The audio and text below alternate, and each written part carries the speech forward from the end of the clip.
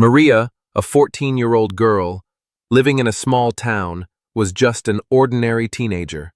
She loved sharing photos, statuses, and moments from her life on social media. With a decent following, Maria felt valued every time she received likes or comments. Social media was her platform, where she showcased her best moments and connected with friends. But Maria didn't realize that social media was slowly taking away her soul. She began to believe that her worth was measured by likes, shares, and the number of followers she had. It was the world she lived in, and she thought it was real. On October 15th, 2023, everything changed. After a tragic accident, Maria's life came to an abrupt end. Her death wasn't just the end of a life, it was the beginning of a supernatural journey that Maria could never have imagined. When Maria died, she didn't feel pain.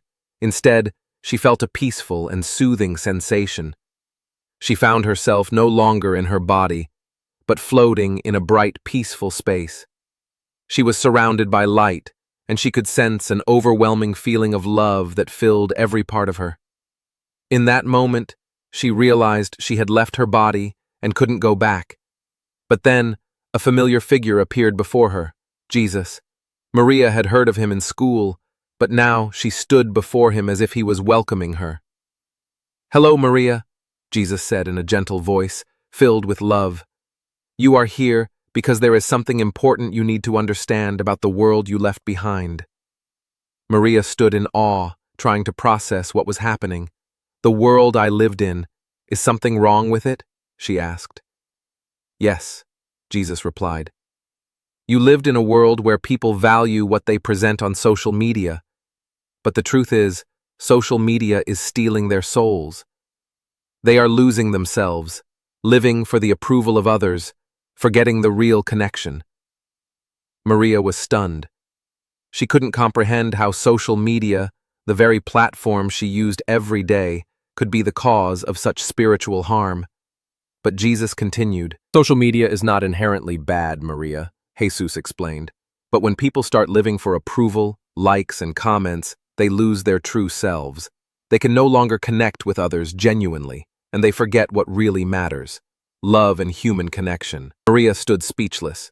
Everything she had done, every post, every photo, every status, now felt completely meaningless. Jesus went on, "People are living in an illusion. They think that more followers and more likes make them important, but they are neglecting the most important part of life: the relationships they have with their family, their friends, and with me." Maria felt the weight of those words. She had spent so much time curating her life online, seeking validation from others. Now she realized that those things had no real substance. They were fleeting and hollow. "You see, Maria, social media has convinced people that they must live for others' approval, to gain likes and recognition, but they've forgotten how to live for themselves. They've lost their connection with what's real." Maria felt her heart heavy with the truth of what Jesus was saying. The relationships she had formed online, the connections she thought were meaningful, were only based on external validation.